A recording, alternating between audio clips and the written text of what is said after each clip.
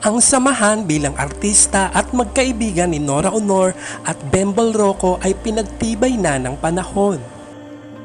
Pinagtibay ng matapat na respeto sa isa't isa at di naringgan ng anumang intriga. Maganda ang rapport ni Nora at Bembol sa kanilang mga pelikula at kapansin-pansin ang pagiging palagay nila sa bawat isa.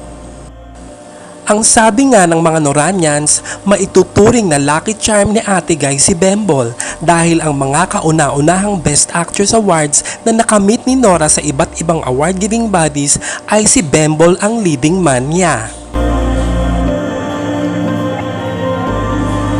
Unang nagsama si Nora at Bembol sa one of the greatest classic films na 3 taong walang Diyos noong 1976 at sa unang Gawad Orian ay nakamit ni Nora ang kanyang Best Actress Award. Sa pelikulang 3 taong walang Diyos din nakamit ni Nora ang kanyang first Best Actress Award mula sa FAMAS. Noong 1984, sa Amerika ay naging leading man din ni Nora si Bembol at si Nora ang first Best Actress awardee ng PMPC Star Awards.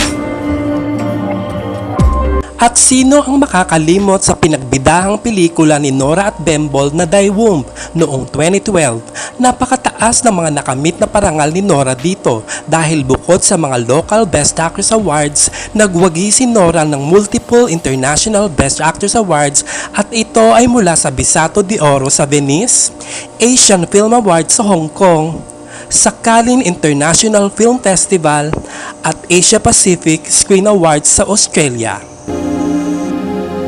Sa bagong pelikula ni Nora na Pieta ay muli niyang kasama si Bembol, pati na rin sa hindi pa na ipapalabas na Kontrabida.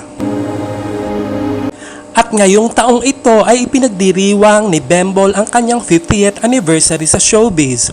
Sa CNN ay nagbigay ng ilang linya ng papuri si Bembol sa Superstar at nag-promote na rin ng Pieta. Nora is just simply a very great actress.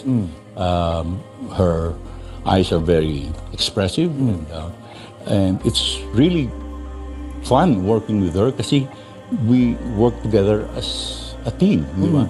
So it's nice to exchange ideas about characters and everything. So it's really great.